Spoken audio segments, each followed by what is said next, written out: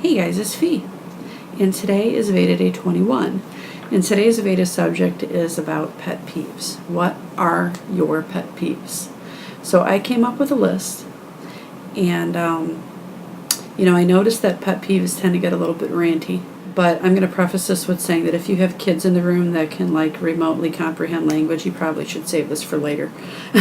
As for the rest of you, pull up a chair, because I am half Italian and half Irish, and I have a loud mouth and big opinions, so it's about to get interesting. First off, these are my opinions. This is my VEDA. I'm not trying to offend anyone. I'm not trying to aggravate anyone. I'm not trying to convince anyone to think the same way I do. I'm just spewing and having fun. So if there's anything in here that makes you raise an eyebrow, then just assume that I'm crazy. I'm okay with that. All right, so here we go. I'm going to just list them off, and I'm going to let the fur fly.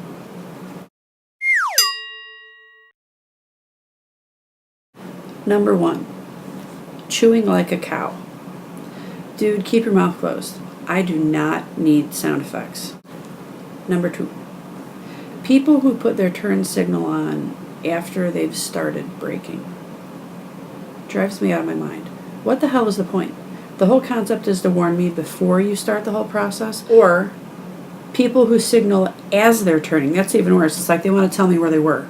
Number 3, people who turn wide to make their turn, and they're in a freaking Geo Metro, some small little thing that should require turning wide. You're not in a semi. I work for a moving company. I work with real drivers who drive real trucks. They need to turn wide. You need to learn how to drive. Number 4, cell phone drivers. Now don't get me wrong. I don't have a problem with anyone driving while on the phone, as long as you can do it like a normal functioning human being. If you can't talk and keep a constant speed or stay in your lane at the same time, get the hell off the phone before you kill someone. Number 5, doing your makeup in the car. Now don't get me wrong, if your husband is driving, if a friend is driving, if you're in a carpool, have a blast. Do your whole face, your hair, everything. But if you're the one who's controlling the vehicle, put down the damn mascara. Or my personal favorite, you know what, I drove by the aftermath of this, and this happened about 2 years ago, and I still can't get over it because it aggravates me so bad. Some crazy driver in a minivan killed a 50-plus-year-old woman who was on a Harley, sitting at a stoplight waiting for it to change. The lady in the minivan failed to stop because she didn't see the stoplight, and she ran into her and sent the woman on the Harley flying up into the air, and she died on impact. And why did the woman in the minivan not see her? Because she was doing her frickin' nail polish. Are you kidding me? Let me get this straight. You would rather take the life of another individual in your hands so that your nails can look pretty. That's get off the road and shred your license, please. Number 6, people who talk on their cell phone in public places while using speakerphone.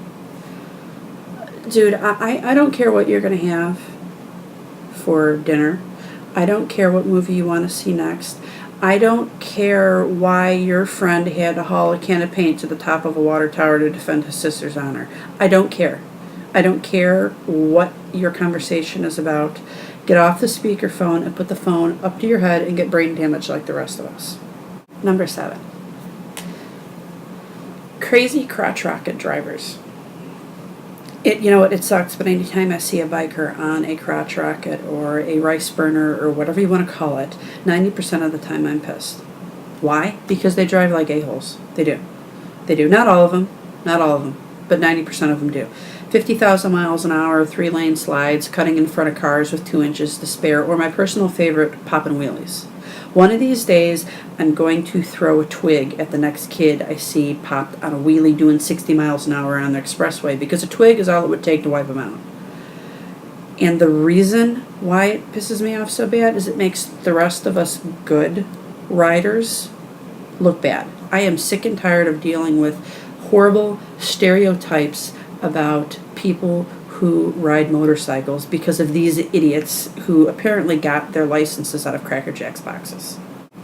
Number 8. See the warning? Bar hopping bikers. What the fuck are you thinking? I don't know how else to say that. Any other way it would be sugarcoating it. Really, what are you thinking? We have enough problems with drunk drivers trying to control a four-wheeled vehicle while intoxicated. You want to try doing it while on 2 wheels. Really? How stupid are you? Number 9. The phrase, "I'll worry about it later." Oh my God, don't even say it. Please tell me when later is. Is it like at the next full moon or the next millennia? You're not going to worry about it later. You're going to worry about it 10 years from now when something happens that forces you to worry about it. Number 10. Two-faced people. Be true to yourself, even if you're a bitch. Why hide it? If that's the way you're going to be, then be it. At least I know what I have to deal with. I don't try and put your best face forward and then stab me in the back, because in the end I'm going to know what you are anyways, so you might as well just save me a headache and save yourself the effort. Number 11. Stupid Hollywood baby names. Blanket, Northwest.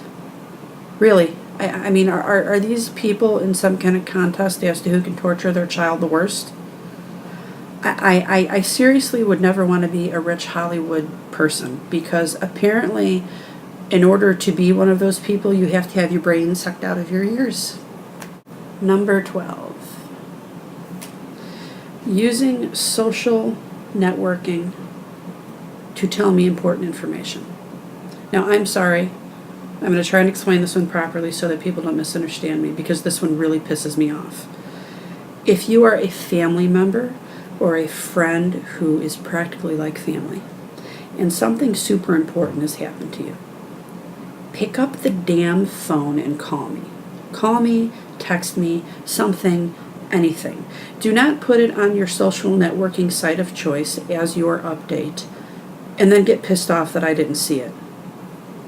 And I'm not talking about dumb shit here. I'm talking about if you're pregnant, if your mother's in the hospital, if you're having heart surgery, and you're a family member or a really, really close friend. Pick up the phone.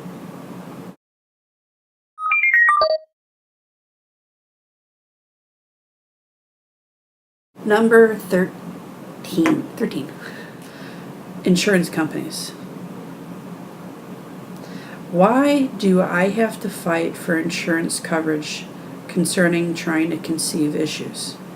Why does anyone have to fight for that? Oh, this aggravates me. We didn't choose this. Just like John Smith didn't choose to have heart disease. I understand having a working heart is more important than having a child. You know, got to put the horse before the cart. But I work. I pay for insurance. Why isn't TTC-related diseases and illnesses and treatments automatically included in insurance? You wouldn't question having a heart transplant covered. Why not donor eggs? You wouldn't question having triple bypass surgery covered. So why not IVF? Bottom line is, if something doesn't work and it is fixable by, common known medicine, then it should be covered. Why is it some bastard's decision that's sitting at an insurance company at a desk? Why is it their call to decide whether or not I can try and have a child or not, just because apparently I was born slightly broken? That aggravates me. Number 1 pet peeve there. Okay, guys, I could keep going here, but I think those are the important ones that come to my mind, and I'd be at this for another hour if I thought of more. So, I don't know. Hopefully some of you agree with me. Hopefully I made some of you laugh. But, comedy aside, yeah, these are definitely my pet peeves. I'll talk to you guys later. Bye.